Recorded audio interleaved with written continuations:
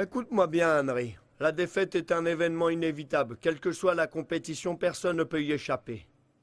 Même si un club arrive à former la meilleure équipe de foot au monde, c'est totalement impossible de gagner tous ces matchs. Le plus important dans la défaite, c'est la leçon qu'on en tire.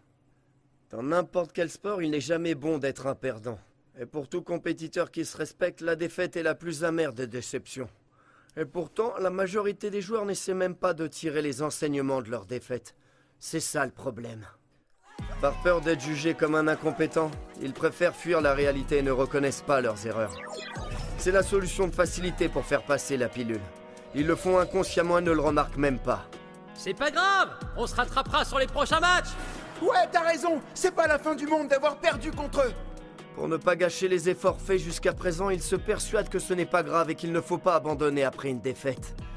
C'est ce que j'appelle refuser de voir la réalité en face. Et cela vaut pour tout. Ces gens passent de vouloir réaliser leurs rêves à tout faire pour les poursuivre.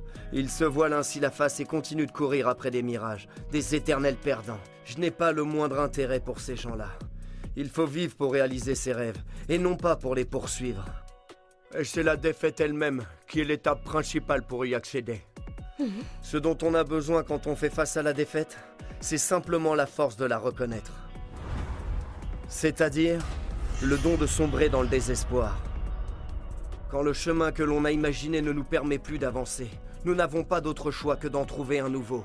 Et au bout de celui-ci, nous découvrons en nous de nouvelles possibilités. Ceux qui ont la force de faire face à leur incompétence aux moments les plus durs se relèveront d'eux-mêmes pour réaliser leurs rêves.